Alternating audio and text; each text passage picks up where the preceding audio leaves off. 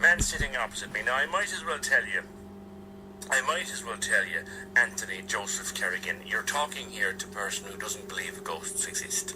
Okay, yeah. And I believe that for everything that you come across, any noise, any bang, any bump in the night, there's a perfectly logical explanation.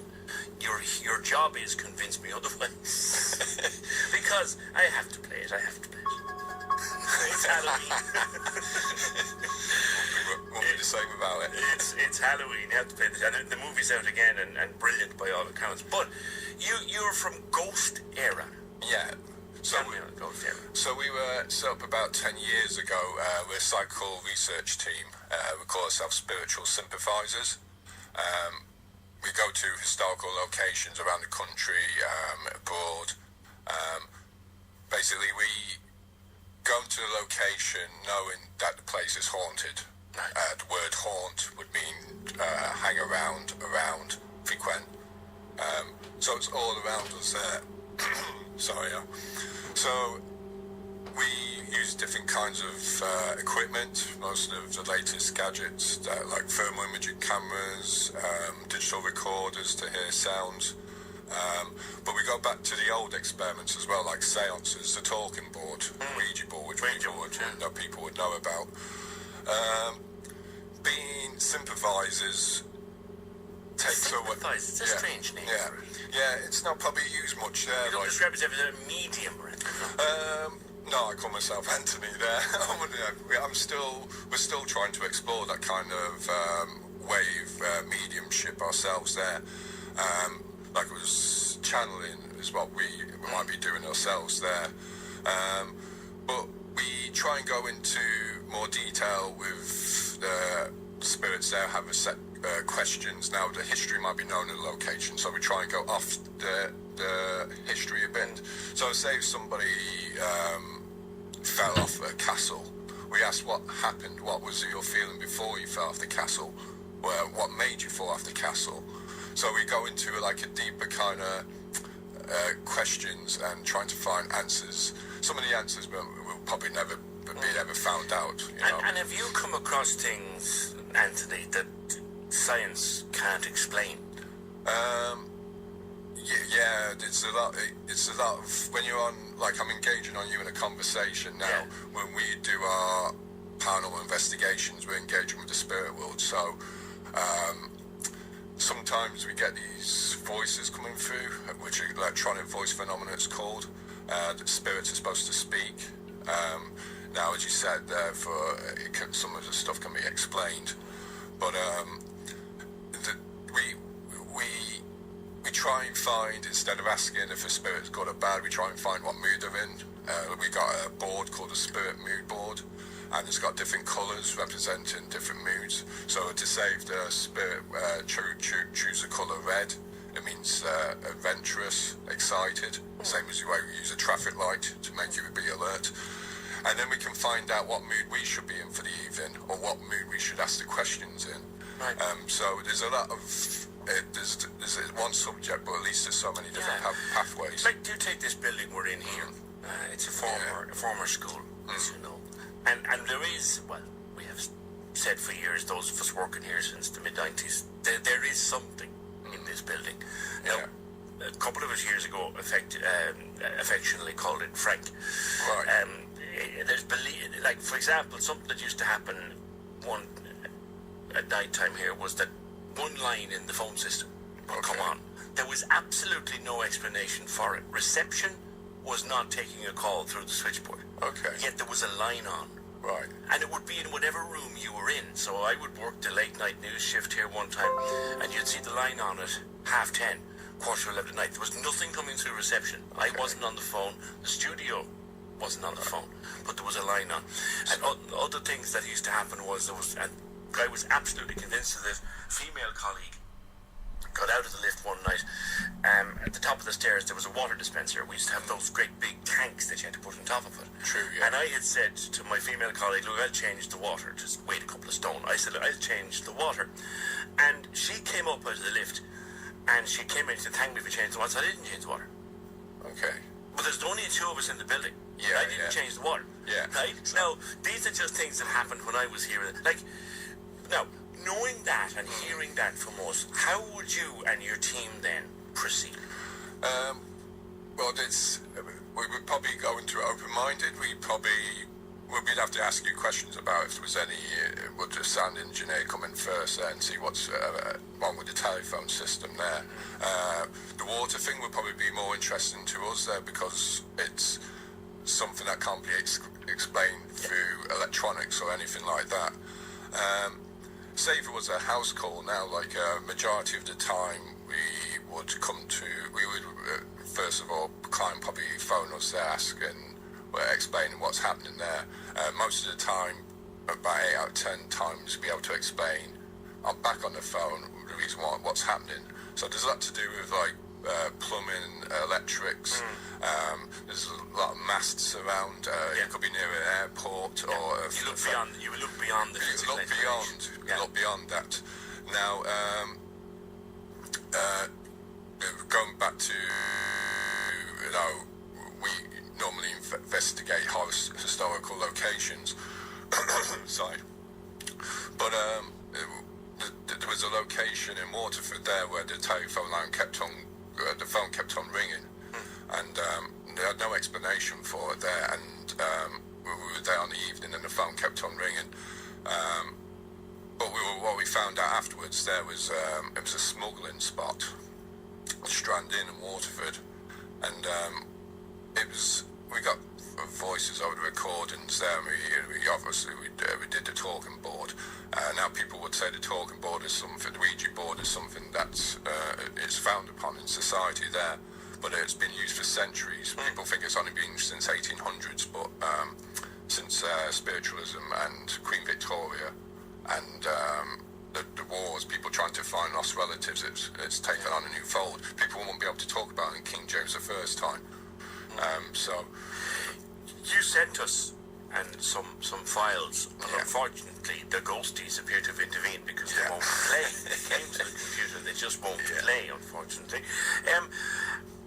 But describe to me some of the things that you found, particularly the stuff that you've heard and seen that just can't be explained. And where have you seen them?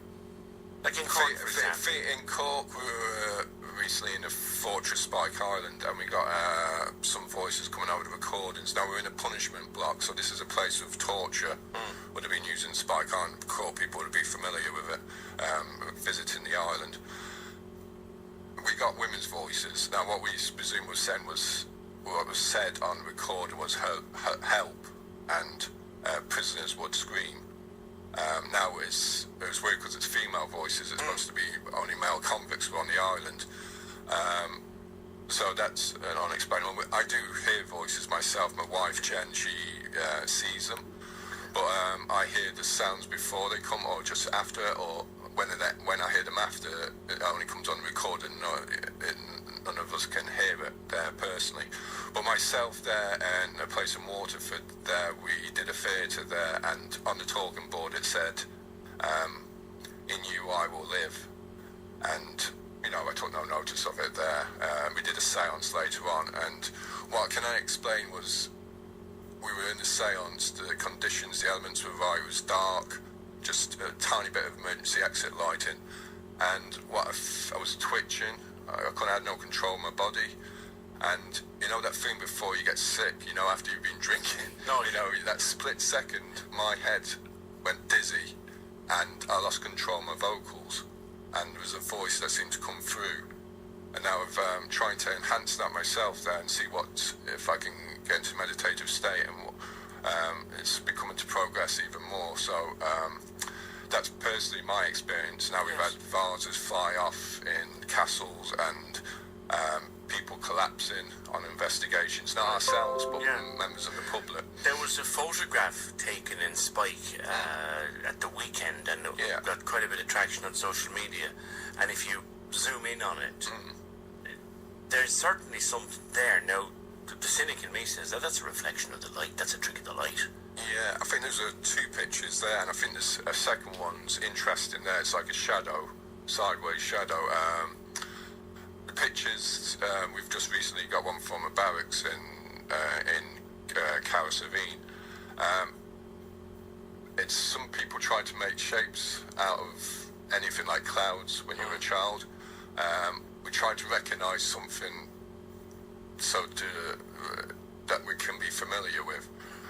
Now it is interesting because it's a side shadow there, and it seems to be like a figure. So I'm not dismissing it there.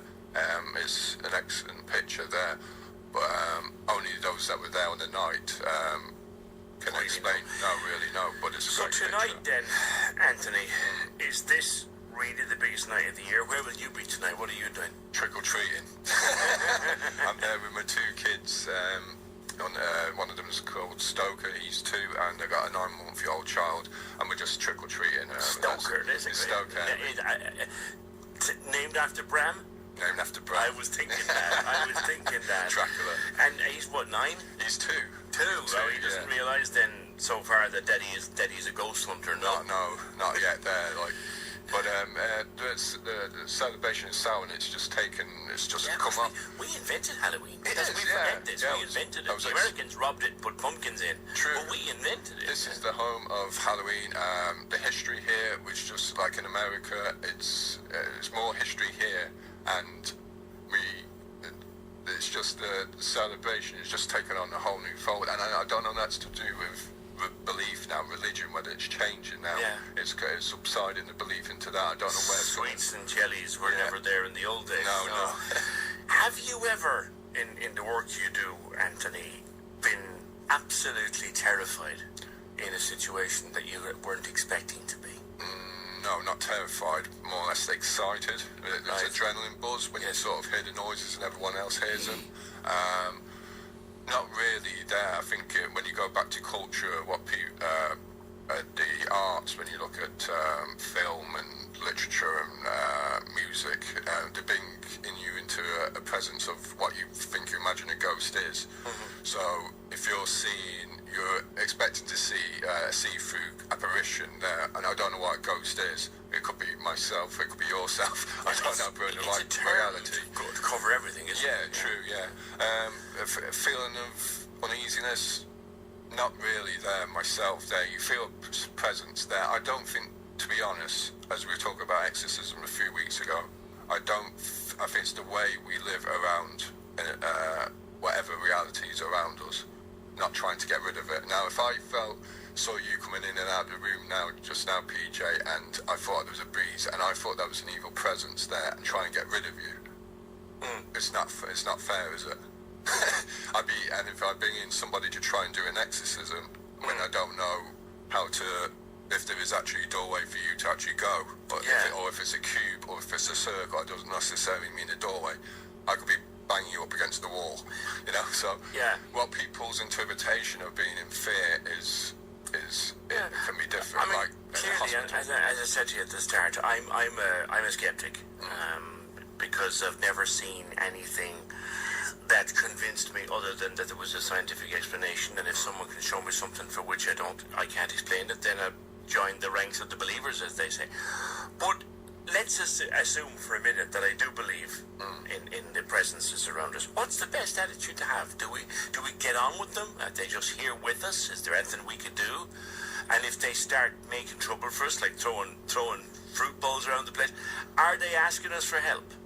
Well, yeah, I suppose if it's a fruit bowl start throwing around the place there, that's extraordinary there. I don't think I've come across... Exaggerating, obviously. Yeah, but say if that did happen, then we'd probably not want to know the reason why now.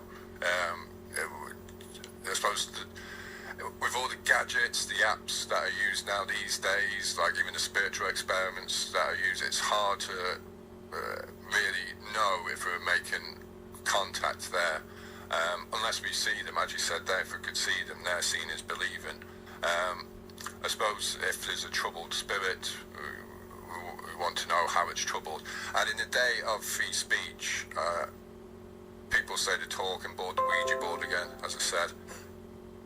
Spirits have a right to a voice as well. And I know it might sound funny, spirits have a right to a voice, and they want to get their word across there. If there's the same amount of people use social media as the Ouija board, then the place would be a better place, you know. I like that. You know, if you come across, there's more like people ask me there, like the glass fell off the Ouija board. What does that mean? I said you have to get a bigger Ouija board.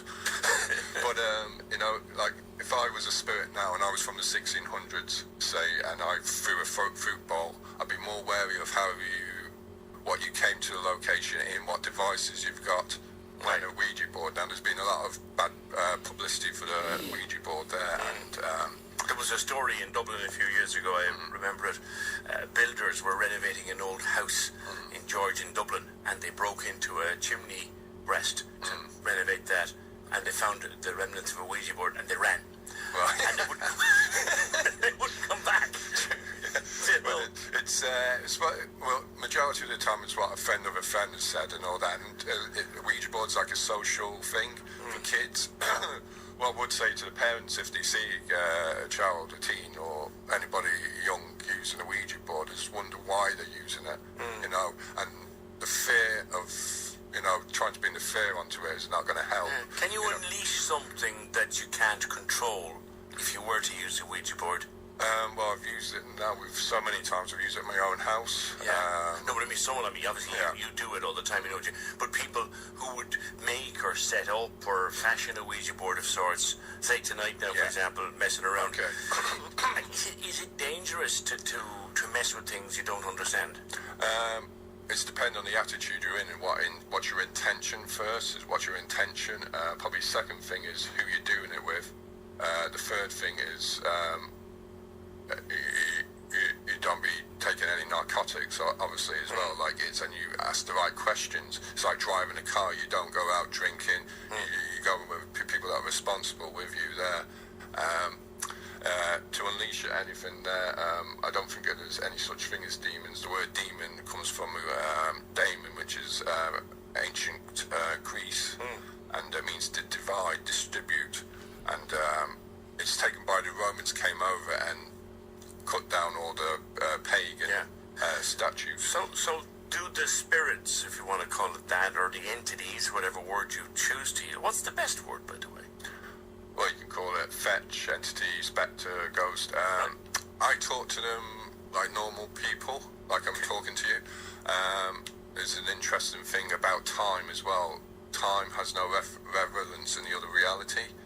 So, going back to why we see them at night, we have a theory ourselves, is that the 3 dimensions, length, breadth, width, and the 4th dimension's time, which is measured in distance. Like a clock from 12 to 1, the further you go out from the world, it's measured in light years time. You're always told to go towards the light if you're a spirit, you know, and when you're slowing down time, it's the darkness. Yes. So that's why we see them when this time slows down, when the dark comes, like Halloween now tonight, there's probably going to be more active there, but that's why people see them in the dark. Yeah, and also you said length, breadth, width. They're kind of confused in the darkness because there isn't the light and our eyes can't perceive depth, for example, in the dark. True. Here's the text that's come in. I should read it before I let you go. I was with my sister when she died. Twice during the night, myself and another sister went out for a cigarette. Too far back. Oh, she's going to come on. Oh, brilliant. I'll take a break. 1850-715-996. This is The Opinion Line, Cork's in-room award-winning talk show. 96 FM. So I'm with Anthony Joseph Carrigan of GhostÉire, a paranormal investigator, I guess is the best way to describe you. True, yeah. So Gillian has called the opinion line with her own story to tell and rather have me read it out. Hi, Gillian. Hi. So when did your sister pass away? And my condolences, by the way. Thanks. It's 10 years now. Okay. Since the 11th of October. Okay, so tell me what happened. Well, she was up in CUH and we knew she was going to pass. And there was 4 of us up in the hospital. And there was, I saw 2 at a time inside the room. Yes. Now, 3:45 in the morning, myself and my older sister went out for a cigarette. And we were so far back from the door. And next thing, the door opened and closed. And the security guard never even looked up. So we said, right. Was this the door of the ward now? No, the the automatic doors, the double doors at the CUH at the time. Oh, yes, of course, right. Yeah. And just a second. Okay, love. But I'm sorry, it's mom was shouting that she can hear me on the radio. But the doors opened and closed, and we ran in, of course, then afterwards, and the other two that were with her at the time were standing in the corridor, and then they said, oh, she's after taking a bad turn. The nurses are with her, so we were like, okay. About 6:15 again, we were outside for a cigarette again, and same thing happened. Doors opened and closed. Security guard never even looked up, and we ran back in again. But this time there's nobody in the corridor, and my sister went down, and she came running back up, and she said, they're after calling the police for the last rites. She said, come on, straight down to the room. So we went down, and we were sitting there, and the priest gave the last rites, and I was kind of looking out the window, and the first light was kind of coming, and I saw like 2 orange balls of light dancing outside the window. So it was kind of like, right, figment of my imagination. Mm-hmm. Straight so I light. looked away. Yeah, that's what I was thinking, like figment of my imagination now. So I looked away, and I suppose then looking at my sister, and just as she passed, the 2 little balls of light were dancing around her face. And I always believed that it was 2 people came for her that night, and that's what the doors were opening. I just believed it gives me comfort. Yes. And can you think of who the 2 people might have been? Yeah, it could have been her dad and his sister. Right. So you believe that when the doors opened, they were coming in? Yeah, because I mean the security guard didn't even put up his head. Yeah. Do you know, it's like he didn't even hear the doors, or it was like they never happened for him. And when the light, yeah, maybe he didn't see it. And when the lights came on, you thought, well, this is, you believed they were coming for her and saying, okay, come on. Yeah, it was like 2 balls of light, because the nurses kept saying, oh, she'll pass during the night, and I was saying she won't, because she's actually so afraid of the dark that she'll have, even when she said before she died, don't leave me in a dark room, always have a light on for me before I be buried, like. She waited till the first light. And I said that to the nurse, I said she will wait till the first light, and she goes, look, don't hold out too much hope. And I said she will, I said, I know she will. Yes. And so, in a minute, like, it was literally 7 a.m. And were you high up on the COH? Were you up in the top on the floor? God, I can't even think now. If you're looking out the window, you could see first light, like. We could see the first light coming in, looking out the window. No, you couldn't see much else, like, because there's building across the road as well, like, but you could just see the first light. Yes. Yeah. And first I thought it was a figment of my imagination, seeing the 2 balls of light, but I was looked away, and yes. I So suppose it was 2 people. looking at You're her saying face. maybe her dad. Yeah, and his sister. His sister came to bring her over. Anthony has been listening to that with a look of concentration in his face. That I've heard that ball of light story before, Anthony. Do they come from the other side to help us over? I think when we're losing the last one, I've experienced it myself, my father. There does be some sort of sign they leave. Like as Gillian was saying, there's light. You may have seen light in the doors moving. I think it's their last way of showing you to give you a glimpse of hope.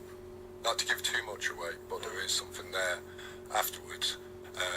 It's a comforting thing, and I've experienced it myself, and I've been talking to a lot of people recently and in the past there, and there does be a phenomenon when somebody is passing this reality.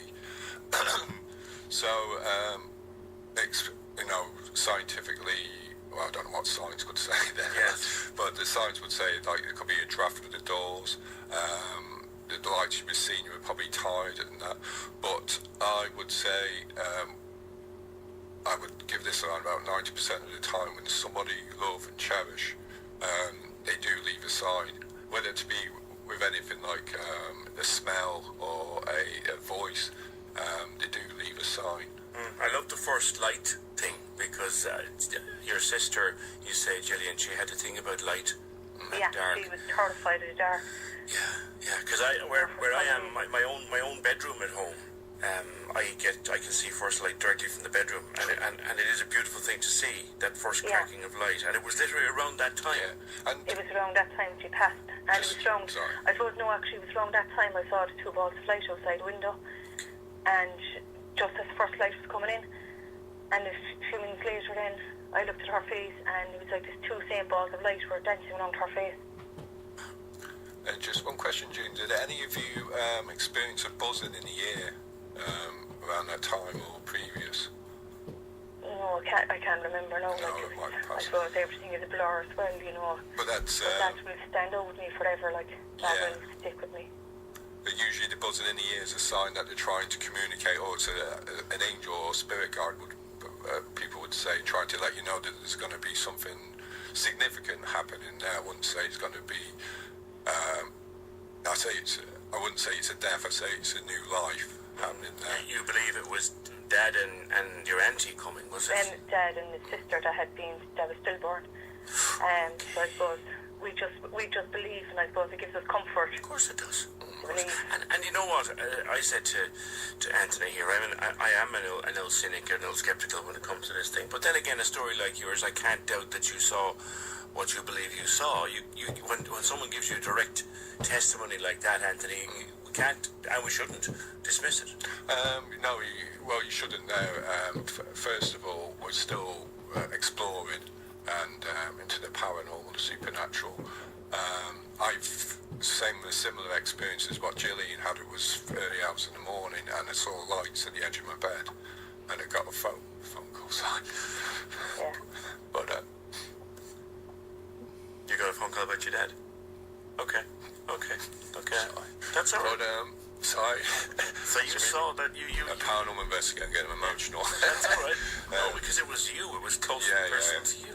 But that's probably the reason why I'm into it. Yeah. But going back to what Gillian said there, there could be explanations for it, the doors opening and the lights.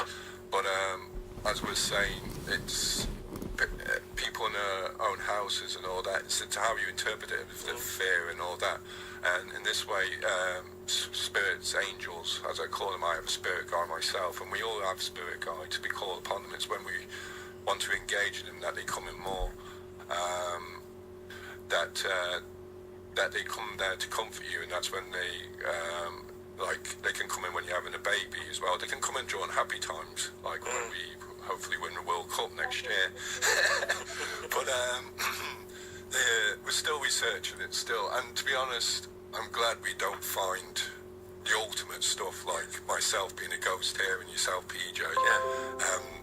It's like fishing, it's exploring, it's a hobby there, you know, and it's a fascination. I'll make it continue there. Okay, listen, Anthony, thank you for coming in. Gillian, thank you for making the call. All right. And thank you. Okay. Maybe that helps you to come to terms with what you saw that night. Don't let anybody dismiss it on you. Oh, never. And never. if it gives you peace, it gives you peace.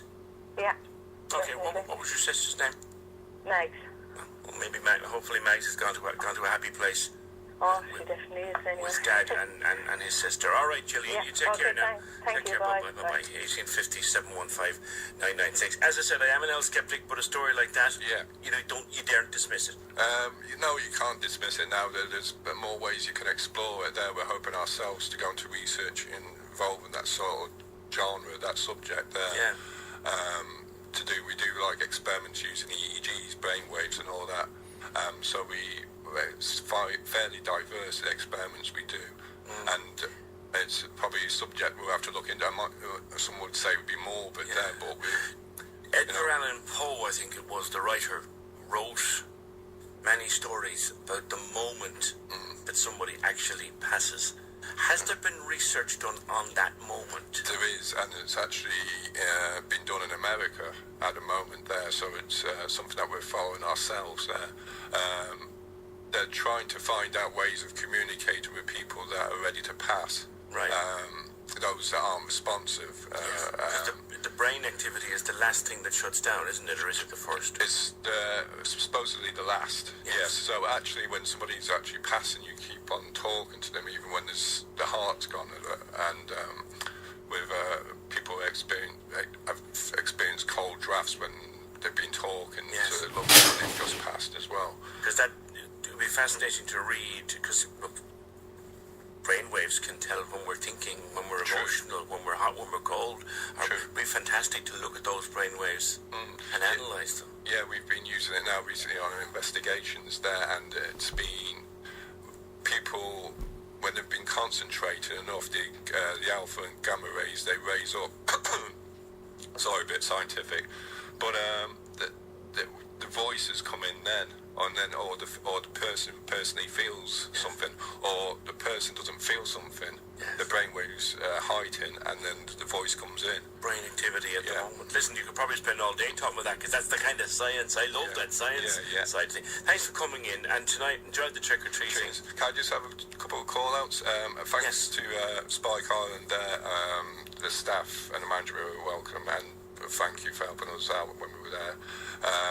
To Ed Harper, I know he's a listener there. And down in Cape Clear. Yeah, we were there, and we did his farm house there a few years ago. It's in a book that we got out, Rising of Haunted Island.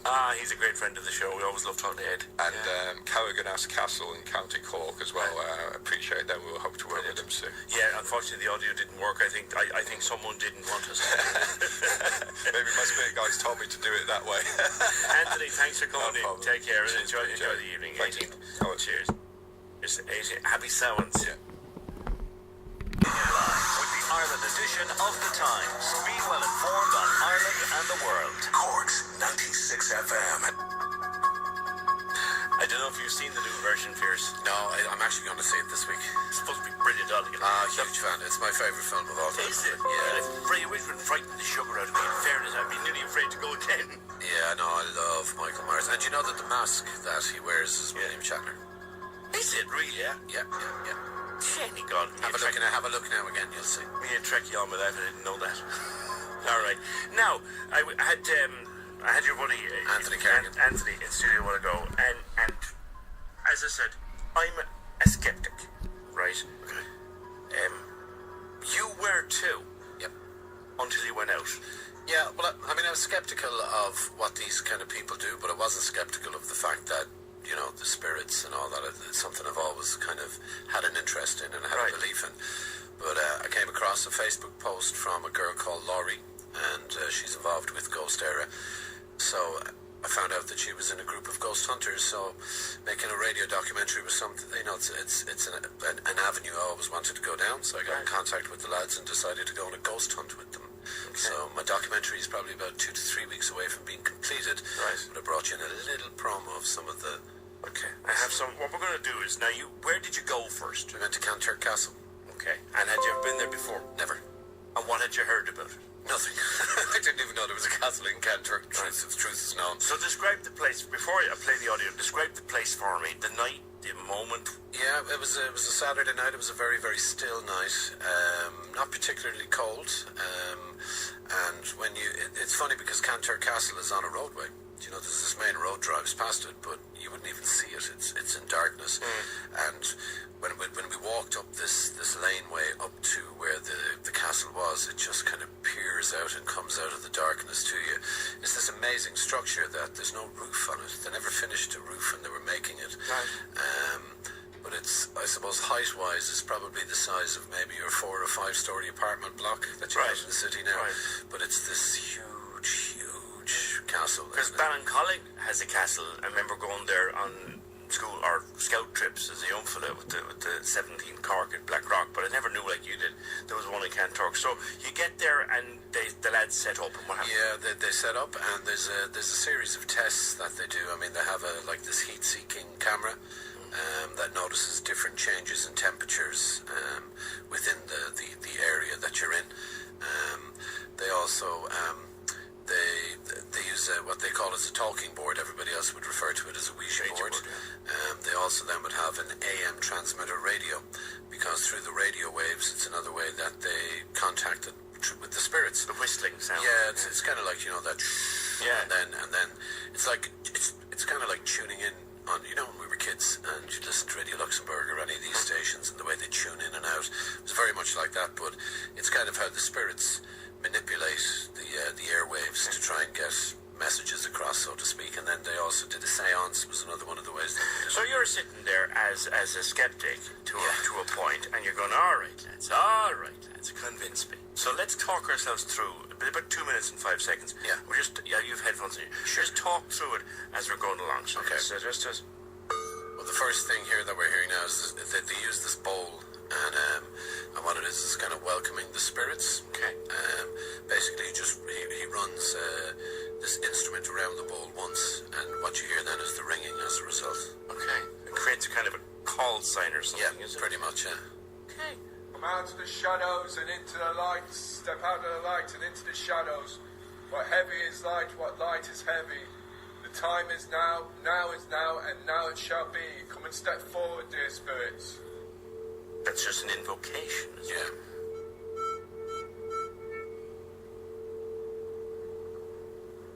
Come forward, dear spirits. We will be about to start. Came over here now is the AM transmitter, so if you listen, it's only a little snapshot. When the documentary's done, there's a lot more to it. So the planchette is moving around counterclockwise circles. And what they're referring to here now is the Ouija board or the talking board, and what is spelt out happy. Out of the shadows and into the light. Certainly was just moving and moved the energy in it. It was unbelievable, and there was no pushing by their And hands. did you have your hand on it? No, but I was observing there. So Okay. I was right now. I was closer to them as I was to the mic. Okay. And like this, we've all seen people trying to board. Forward is your last chance tonight. You say something?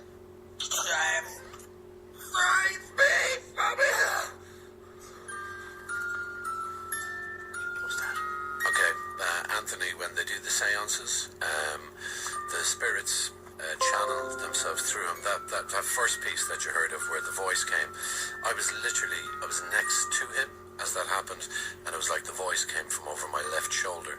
It was that was the one time when all my hairs stood up. I was like, oh God, what am I have to get myself into here now?